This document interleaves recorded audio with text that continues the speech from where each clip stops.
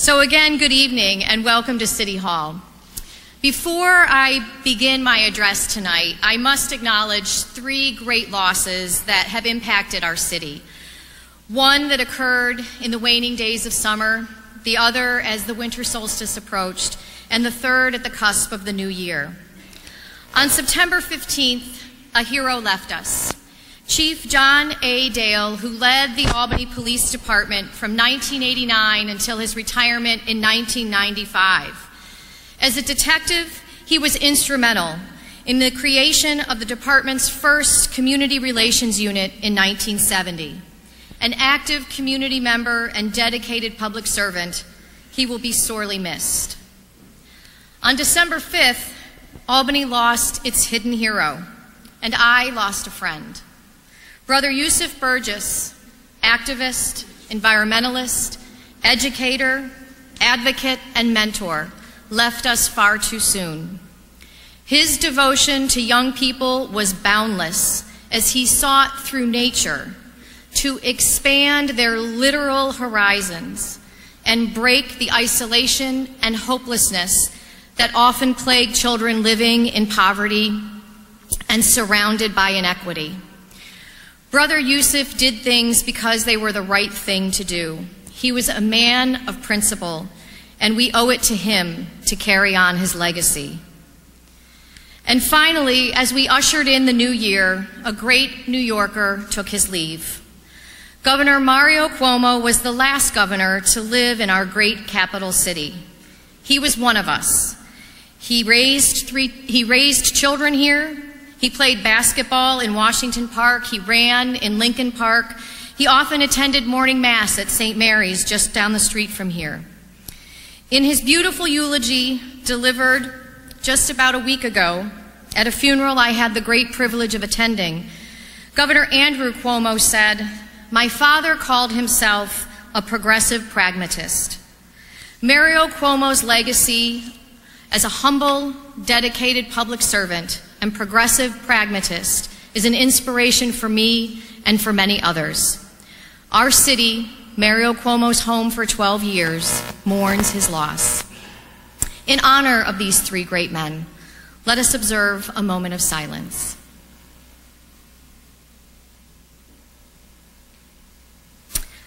Again, thank you for joining me on the occasion of our State of the City.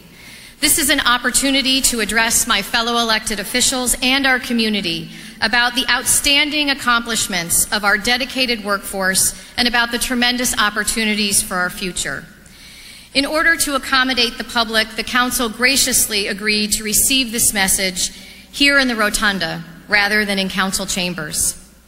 I want to acknowledge that in addition to Council President Carolyn McLaughlin and Majority Leader Dan Herring and other members of the Common Council, we are joined tonight by Chief City Auditor Leif Engstrom and by Treasurer Darius Shanfar. I also want to acknowledge that we are joined tonight by many other elected officials, including our Assemblywoman Pat Fahey, Colony Supervisor Paula Mahan, Assemblyman Phil Steck, Albany County Clerk Bruce Hidley, Albany County Sheriff Craig Apple, Assemblyman John McDonald, Albany County Legislator Chris Higgins, and Judge Helena Heath Rowland. And if I have forgotten anyone, please forgive me, but thank you all for coming. I am joined tonight also by an outstanding leadership team that is dedicated to working every day to help Albany reach its full potential and to attain the vision set forth in our 2030 plan. In many of my presentations, I like to start and end with this slide because to me, it contains my job description. This is the vision that our community created for itself, and it is my job as mayor to lead us to the fulfillment of this vision. If my first 2 days on the job had been a portent of what was to come in 2014, I shudder to think about how the year could have ended. It started with bad weather. A synopsis of the storm reads, "The real story with the event was not so much the snow, although we got about a foot of it, but rather the intensely cold air, with temperatures in the single digits above and below zero and wind chills at -25. Although not unprecedented, snowstorms accompanied by air this cold are not that common in the Northeast. And if navigating a snow emergency wasn't enough, less than 3 hours into my first day, my Chief of Staff, Matt Peter, who does do an outstanding job, tripped, fell on the ground, and shattered his elbow, causing him great pain and reducing my staff by half. Throw in 2 house fires and a couple of water main breaks, and I think I would have been forgiven if I had thought, what on earth have I gotten myself into? But that wasn't what I thought. In fact, it was these very challenges that allowed me to see what an exceptional workforce we have. DGS crews working 12-hour shifts plowing relentlessly falling snow in some of the coldest temperatures imaginable. Water department workers covered in ice repairing our ancient water main pipes. And firefighters battling 2 fires in 1 day in the vicious cold. My baptism by snow, so to speak, was probably the best introduction to this job I could have hoped for. And it presaged the many great things that came and were accomplished in 2014. It also gave me great empathy for other mayors. So this November, when Buffalo was hit with biblical amounts of snow, it didn't hesitate to send help. And neither did DGS Commissioner Dan Mirable, who does an outstanding job leading our DGS department.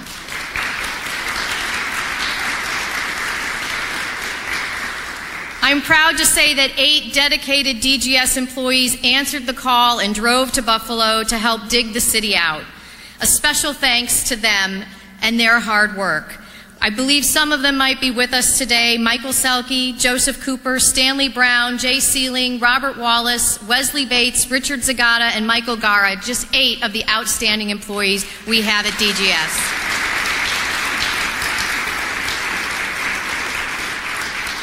When it comes to snow emergencies, I can state that it truly is better to give than to receive. One of the things I said over and over again to my supporters when I was running for mayor was, watch what you wish for, because if I win, you're all going to have to work a lot harder. It was in that spirit that more than 100 residents and stakeholders took up the challenge of serving on one of the 7 subcommittees of my transition team. The report they produced has served as a touchstone for my administration. One of those subcommittees was tasked with providing recommendations for building community engagement and empowerment. They noted that in order to empower the residents of Albany, we had to engage our community and demystify city government. We are gathered here tonight in Albany's 3rd City Hall, Stadhuis, as our Dutch ancestors would call it. Completed in 1883, it was designed by world-renowned architect H.H. Richardson. But this building is not the domain of the elected officials and city employees gathered here. It belongs to our entire community. So, over the past year, under the leadership of our Special Community Projects Coordinator, Barbara Smith, and our Director of Special Events and Cultural Affairs, Melly Rose, we've programmed monthly community events here, from luncheon lectures on Harriet Tubman and the Roosevelts to exhibits like Dreaming of Timbuktu and the Norman Skill Farm. The City Hall Rotunda has hosted a wonderfully eclectic schedule of free events and displays for the community to enjoy. But we can't fully engage our residents by staying here in City Hall, which is why over the past year I've made it a point to visit virtually every neighborhood association, as well as our schools and our community institutions, and why I held a dozen town hall meetings this fall to bring our budget directly to our community so that I could get feedback from the people our budget impacts the most. Community engagement doesn't stop there. When it comes to issues that are important to the city, we've reached out to stakeholders and asked them to serve on working groups and advisory councils so that we have more voices at the table and more help to accomplish all of the things that we need to accomplish. One result was that a group of volunteers from multiple organizations created this incredible heritage tourism brochure that highlights our great cultural resources. Many of the representatives from those cultural institutions are here tonight. It was made possible through the generosity of private funders, including Matthew and Phoebe Bender. We've been distributing this in venues throughout the city, including our downtown hotels, and believe me, they are so excited to have this valuable guide to give to their guests. This is what we can accomplish when we engage and empower. But empowerment also means ensuring that every resident has the opportunity to succeed. Under Barbara Smith's leadership, one of the first things I did upon taking office was join CASH, a coalition of organizations committed to creating assets, savings, and hope for individuals and families in the capital region. We used the bully pulpit of the mayor's office to promote the VITA income tax preparation program. It provides free tax preparation and helps working families get the earned income tax credit that they deserve. Because of this effort, 800 more tax returns were filed in Albany County compared to the prior year. That's almost a 24% increase. And those residents received $6.3 million in refunds, money that strengthens their families and boosts our local economy. In June, we convened an Equity Agenda Advisory Group that chose as its first focus assessing the needs of our youth when they are out of school. In July, this group convened out-of-school service providers like the YMCA and the Boys and Girls Club and community members so that they could listen to one another and identify the gaps and challenges to providing high-quality enrichment for our young people. In November, we met to listen to our youth. Together, we promoted an event called You Talk, We Listen, Together We Act, and I can tell you that the adults learned a lot at this meeting, including, for example, one thing that young people said was one of the most important unmet needs, transportation. They told us that the lack of affordable and convenient transportation during nights and weekends and summers is a major barrier to their ability to access programs and jobs. So we're working on that. And together with the school district and CDTA, we're going to help solve that challenge.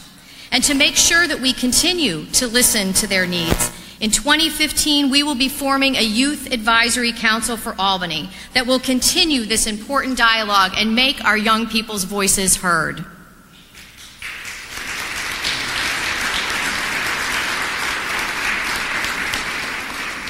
When we engage and empower our community, we also strengthen our neighborhoods. In Albany, far too many of our residents live in poverty. Far too many of our children walk past vacant and blighted buildings, buildings that we know are magnets for trouble. And far too many of their parents work in low-wage jobs or can't find jobs or face barriers like lack of affordable childcare, inadequate public transportation, and lack of access to education and training that prevent them from succeeding in the workplace. This type of economic and social injustice is not usually something that gets mentioned in a mayor's State of the City. But as I often say, our city is only as strong as its most underserved neighborhood. If we are to achieve the 2030 vision for our city, we must rebuild our rich, historic, and diverse neighborhoods. That is why neighborhood development was another focus of my transition team. I'll talk later about the launch of two very important recommendations from that subcommittee, but I want to focus on a number of other initiatives and accomplishments that strengthen our underserved neighborhoods. This year saw the opening of the much-anticipated Capital South Campus Center, a new higher education center located in the South End. Born out of a dream to bring college to people living in public housing, the center offers adult education classes, ESL, and high school equivalency courses. Its advanced technology and information networking lab has 200 students registered and will commence classes in February. Construction of the Hospitality and Culinary Arts Kitchen, sponsored by Schenectady County Community College, will be completed by the end of February. College courses and professional certificate degrees will soon be offered. The idea for this center started with a neighborhood plan created by South End residents, a fitting example of how community engagement and empowerment is inextricably linked to strengthening our neighborhoods. Similar planning efforts in Arbor Hill are also showing results. North Swan Street is now home to the Academy Lofts and Albany Barn, which opened last April. This creative project includes affordable housing for artists, as well as rehearsal suites, a dance studio, performance stage, media lab, and public space. And right across the street from the barn, the North Swan Street Park will open this spring, providing recreation and relaxation space for all generations, as well as cutting-edge green technology infrastructure that will reduce stormwater runoff that pollutes the Hudson River. In September, Arbor Hill was named one of our country's great neighborhoods by the Planning Association. This recognition started with a neighborhood plan created by the community. And with funding from Albany Community Development Agency and the Albany Housing Authority, 2015 will see the completion of a neighborhood plan for West Hill and the West End. This plan will serve this community by helping to drive investment and development into a long-neglected part of the city. Sheridan Hollow is another underserved neighborhood that is seeing exciting revitalization. Habitat for Humanity is leading a project that will result in new homes, apartments for low-income residents, and commercial space. Wind Development is transforming the former Livingston Middle School into the Livingston Apartments, low-income housing for seniors. Both projects are slated for completion this year. A neighborhood that is seeing perhaps the most change that is visible to us, because many of us drive by it every day, is Park South, which was once one of the city's most economically distressed neighborhoods. A revitalization plan was created with residents and adopted by the Common Council in 2006.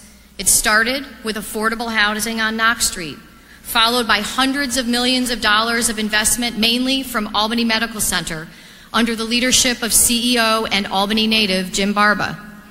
Last year, Albany Med teamed up with Tri-City Rentals to announce a $110 million plan to build offices, retail, and most importantly, 268 market-rate apartments on Morris Street and Dana Ave, two streets that were synonymous with high crime not that long ago.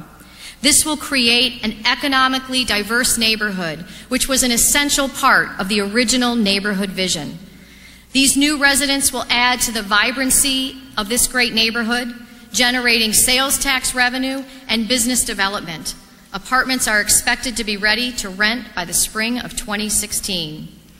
And 2015 promises even more transformation for our neighborhoods as the Albany County Land Bank begins to take properties that no one lives in and that have been long abandoned and produce no tax revenues and make them useful again.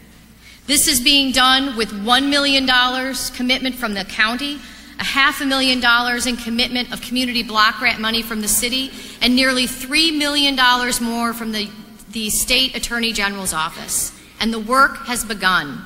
In December, we transferred 2 abandoned properties on Clinton Ave to the Land Bank, and they will be part of an entire row of properties that the Land Bank will be rehabbing and put back on the tax rolls, creating homes for families once again.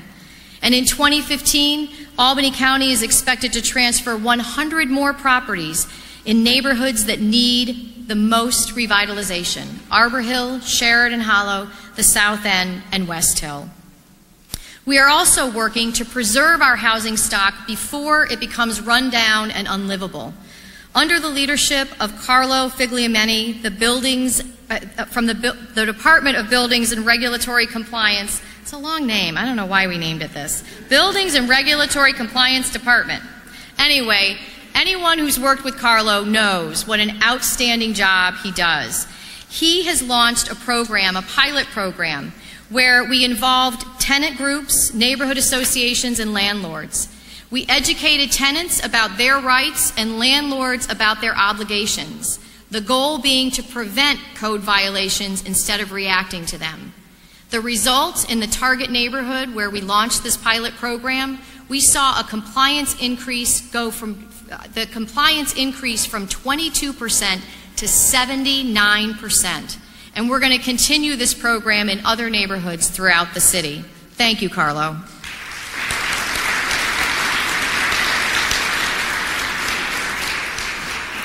We are also investing in spaces that make neighborhoods desirable places to live. In 1991, skateboarders were declared off limits in downtown. We know that isn't working, and we are committed to responding to the demand for a skate park in our community.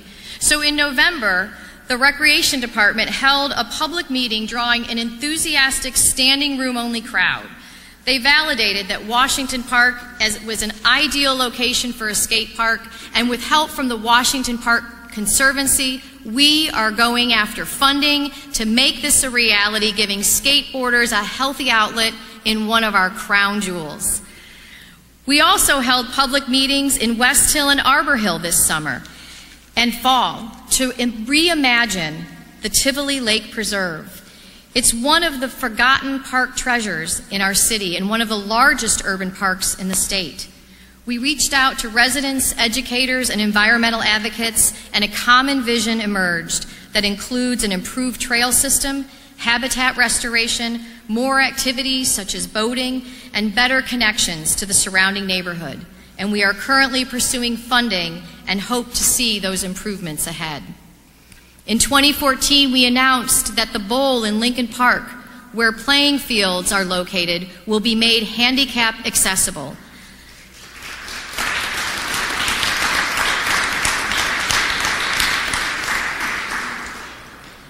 We're doing this with a $300,000 community development block grant. For years, Miss Bessie Thompson could not get down into the bowl to celebrate Mississippi Day because she is in a wheelchair. And the only entrance to the bowl is a large set of crumbling stairs.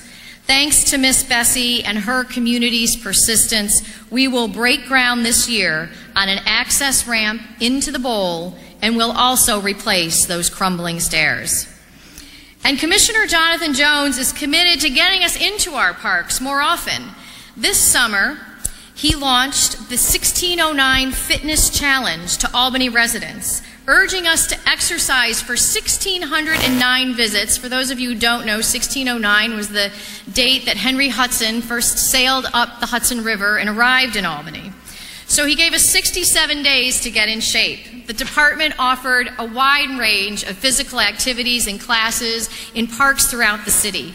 Nearly 400 people participated, including Ann Vernita Lawson. Are you here, Ann Vernita? Ann Vernita, could you stand up?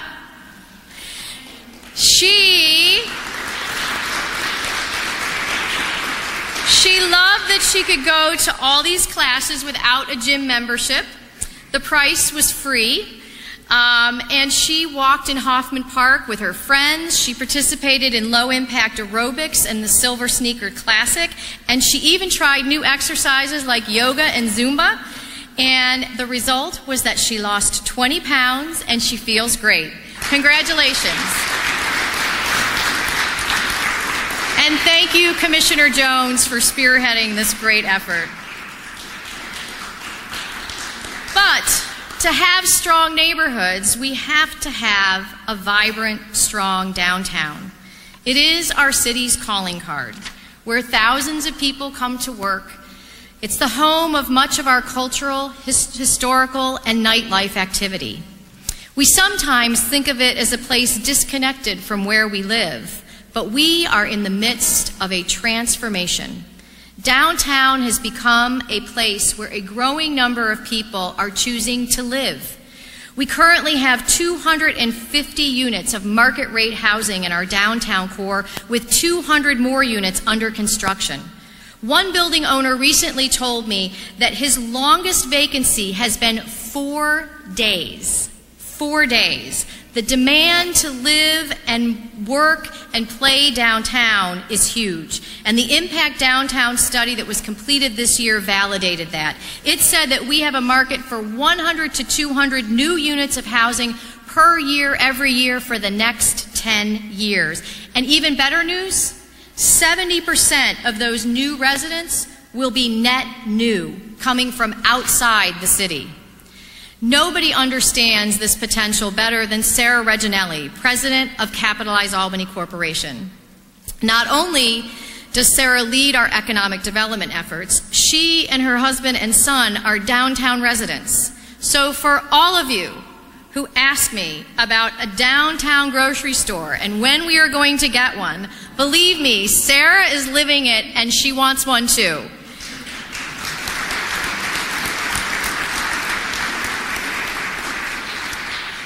Our downtown is not only home to the greatest university system in the world, we're joined by SUNY Chancellor Nancy Zimpher, but it is Tech Valley's urban center. It's anchored by Kiernan Plaza's SciTi Center, a nifty acronym for Smart Cities Technology Innovation Center.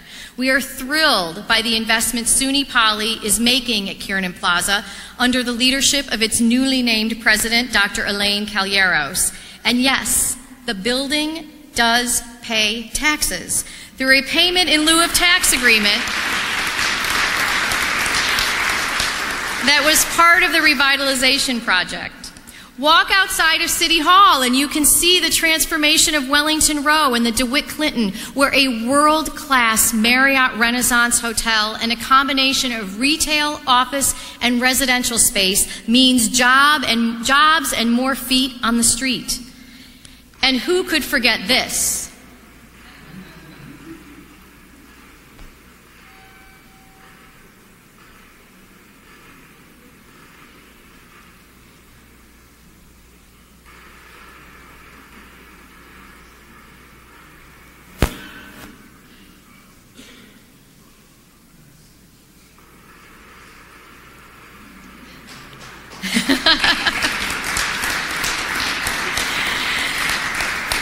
Thousands of people came out to witness this spectacular implosion of the Wellington Annex to make way for our new convention space, the Albany Capitol Center. Funded completely by state dollars, thanks to Governor Andrew Cuomo's leadership, it will include heated and air-conditioned walkways to the Times Union Center. And I see we're joined by Bob Belber, who's doing an outstanding job at the Times Union Center. He's been dreaming of this space because he knows that these connections are going to help us to attract more and more people to our city. So our businesses, our entrepreneurs, and our Heritage Tourism Advisory Council have 18 months to get ready for this opportunity because it is coming. And my two priorities are to make sure that Albany residents get the jobs created by this new development and that we turn our visitors into tourists who will be drawn into our historic and cultural sites and our businesses and come back again and again and again.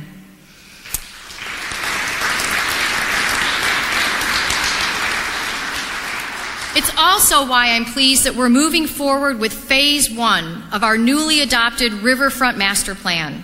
We are adding bike lanes, enhancing the entryway from Broadway to the walkway over 787, and slowing down traffic to make the riverfront more pedestrian friendly. In the future, we want to re-engineer the tidal ponds so that they can be used by kayakers and paddle boaters. We dream of adding new access points to make the riverfront more accessible and expand boat docks, build a boathouse, recreational opportunities. Really, the sky is the limit because this is a treasure that we need to make sure we invest in and bring to life. Another gem that is seeing new life is our warehouse district. We don't have the problem that many other cities face of having an abandoned warehouse district. In fact, ours is a source of hundreds of jobs. Just last week, Albany Medical Center made the exciting announcement that the former LexisNexis site will become the Matthew Bender Building and house up to 350 administrative jobs, potentially more. And, thanks to the Albany Medical Center Board, that building too will remain on the tax rolls.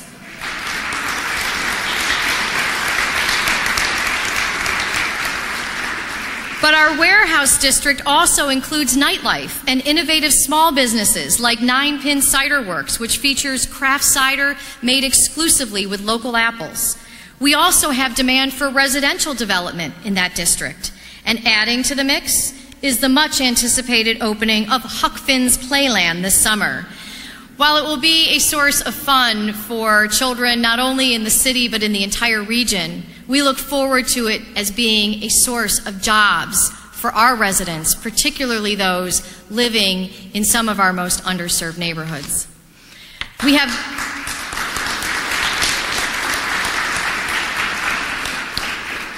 much to look forward to as all of these exciting projects spur more and more interest in developing in Albany.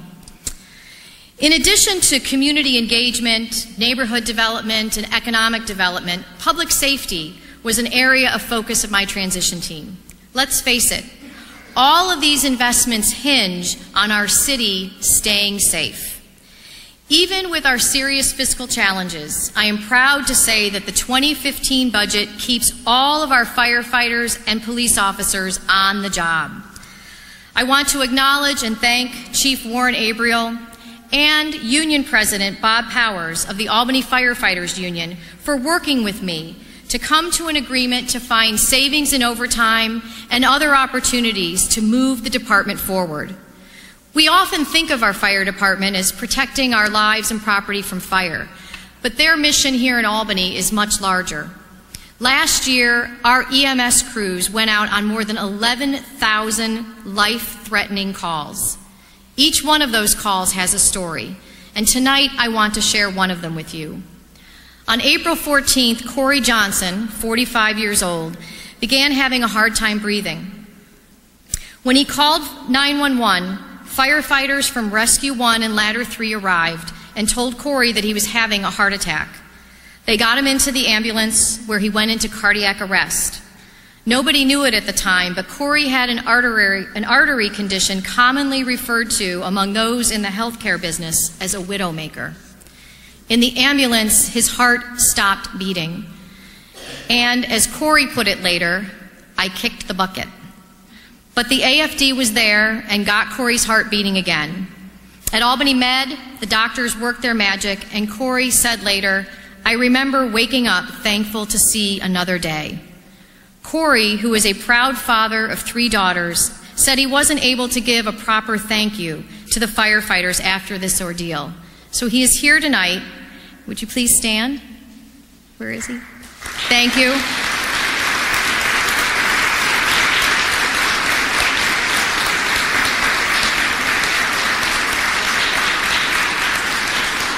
And together we thank Deputy Chief Sini, Captain Condon, firefighters Foster, Mateo, and Sheldon for their heroic work. Let's give them and all of our firefighters a hand.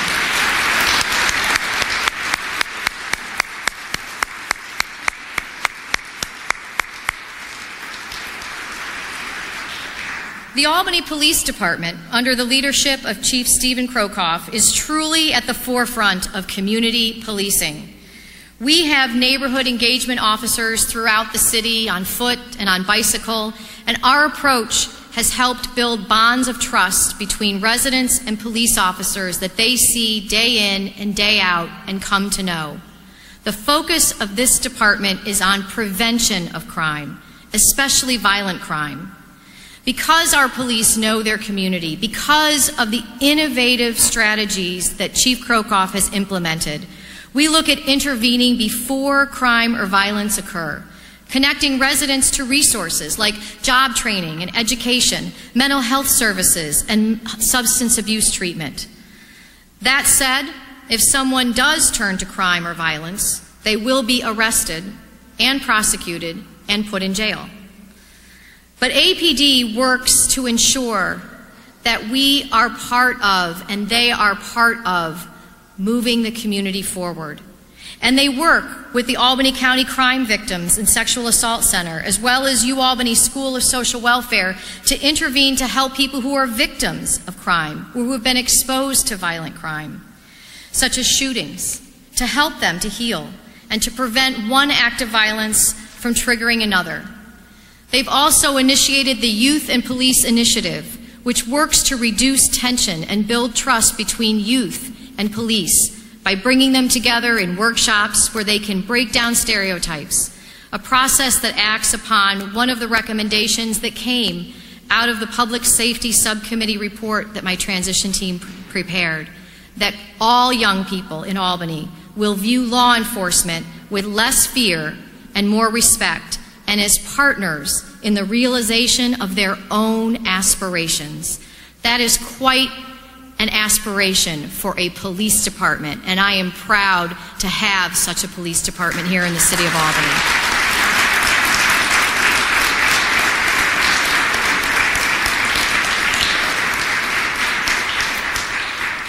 And the Albany Police Department's approach isn't just more respectful and more effective, just more respectful and the right thing to do, it's effective.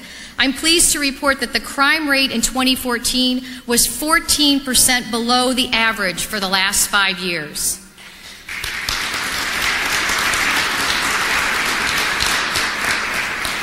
But public safety is also about safe streets. The department's Traffic Safety Stakeholder Committee includes law enforcement officials, community partners, and citizens. One of their key recommendations was to institute red light cameras in our city. Why? Because they learned that this simple technology increases the number of drivers who obey the law. That's all we're asking, that people obey the law. We want to make drivers safer by reducing the most serious accidents and protect our cyclists and pedestrians. No one in this city, no mother, no grandfather, no child, should ever feel that they're taking their life into their hands when they cross the street when they're supposed to.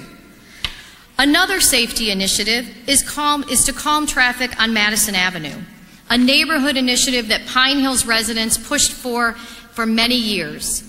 Designs will be complete this year, with construction expected to begin as closely thereafter as possible.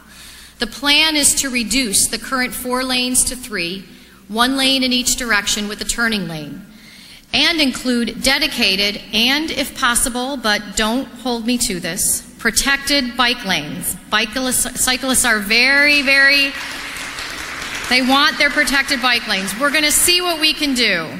But it is going to create just the type of livable, walkable, bikeable street envisioned in our 2030 plan. So far, I've talked about all these changes and exciting things that are happening that we can see every day, but I want to give a shout out here to our team at the Water Department. They work to keep the water flowing in and other stuff, you know what I'm referring to, flowing out of our homes and businesses. It's not one of those things that you notice unless it's broken. We struggle with an aging infrastructure, and we know there is much work to do. When we experienced unprecedented flooding during an epic downpour on August 5th, our commissioner, Joe Coffey, was out there with his team on the streets, clearing floodwaters right alongside neighbors and police officers and firefighters and everyone else who came to assistance. Since that event, Joe has held many meetings with upset residents, understandably so, and he has responded to them, he has listened to them, and he is moving forward with solutions. Thank you, Joe.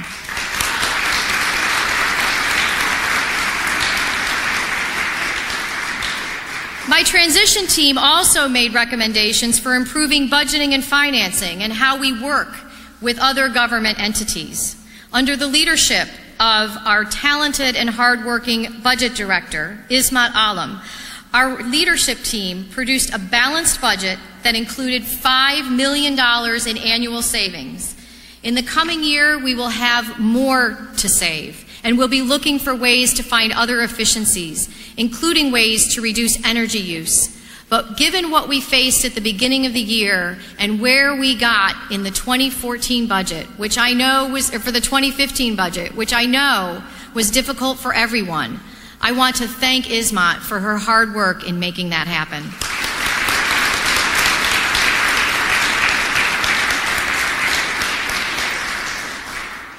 That budget includes $1.5 million in voluntary payments from Albany's large nonprofit institutions. On Friday, Albany Med, through its CEO, Jim Barba, announced its pledge of $500,000 towards that goal. And I am pleased tonight to announce that we have reached a 3-year agreement with SUNY Poly for annual payments of $500,000 a year for 3 years to the city.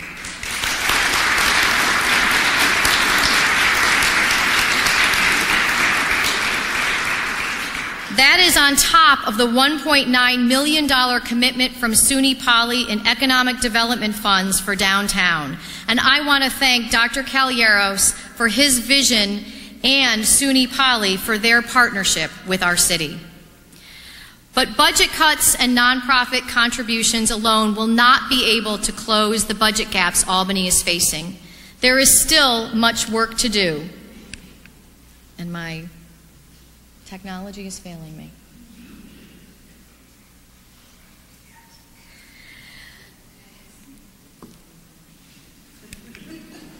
That's why one of the most important tasks of my administration is... Yeah, thank you. This is going to be good. It gets even better. Is to put the right places, people in the right places doing the right things. People hear me say that all the time. A necessary task is to create a 21st century City Hall by investing in the right technology.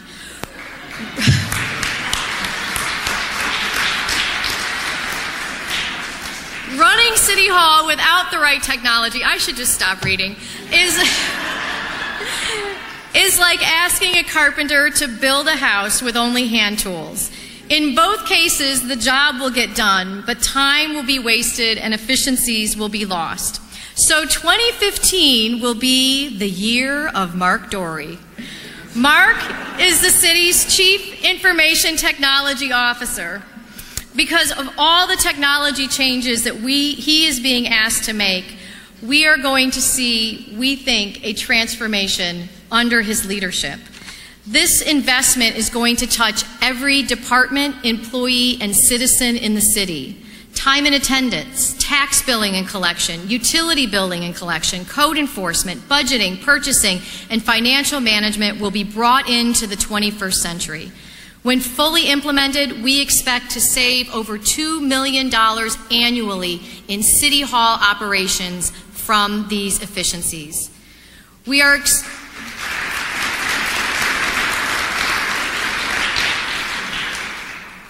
also experiencing an exciting growth in interest from developers looking to invest in Albany. And development is on the horizon for the former convention center site downtown. So we are doing two things that were recommended by my transition team that will help encourage and accelerate that growth. The first is a one-stop shop that we're creating here at Henry Johnson Boulevard. By combining planning, building and codes, and community development under one roof, we will simplify and clarify the process for developers and residents so that we can encourage them to invest and to build. The second major initiative is the rewriting of our zoning code, made possible through a $750,000 grant from the New York State Energy Research and Development Authority.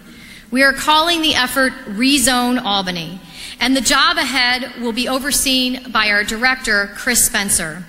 Chris is relatively new to this team, but he has really hit the ground running. And when he realized upon taking this job that we were undertaking this effort, I'm not sure that whether it gave him pause or not, but it certainly should have. Because I've been told by more than one person that it's foolish to launch such an ambitious endeavor in my administration's second year. But I believe the opposite is true. It is foolish to wait any longer for the first major rewrite of our city zoning code in nearly half a century. The city's lack of an integrated approach to zoning, land development, and building regulations is holding us back. We will create a more straightforward, fair, and predictable process that will encourage responsible growth, expand our tax base, and add to our quality of life.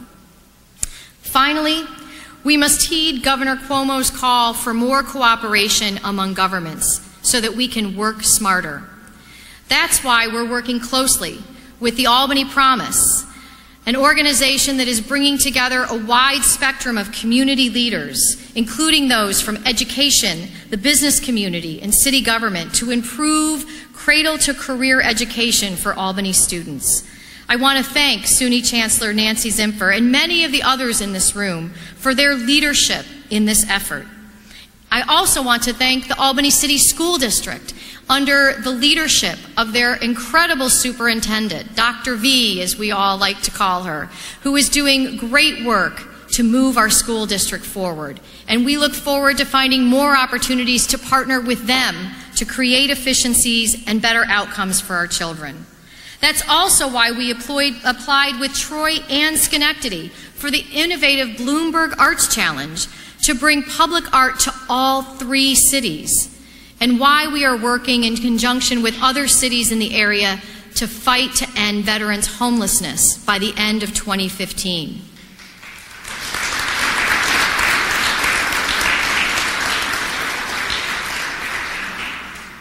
These and other efforts will help us to work better and smarter for all of you.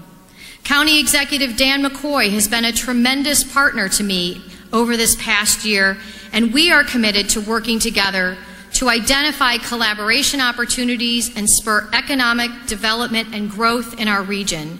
And I know that Supervisor Mahan and other elected officials throughout Albany County are committed to working together in a new way. The Governor's Regional Economic Development Council initiative has succeeded in bringing the region's leaders together, and we are seeing positive results. Tonight, I have spoken much about government and initiatives and economics, but I think it's important to remember that government exists to serve the needs of its people and only succeeds when good people stay involved. That's why I would like to end with Brother Yusuf. He is someone who committed his life to bringing hope and to opening our eyes to new horizons, whether they be in the Adirondacks, a community garden, or one of our parks. Brother Yusuf often ended his emails with the famous quote from Margaret Mead, "Never doubt that a small group of thoughtful, committed citizens can change the world. Indeed, it is the only thing that ever has." Brother Yusuf made a difference, and he inspired others to do the same, as have many of the people gathered here tonight. I am no longer surprised by how often I am inspired by the people of Albany.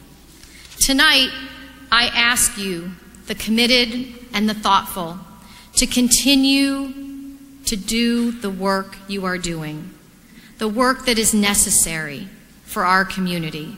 I look forward to joining with you in all of our challenges ahead. Good night. Thank you.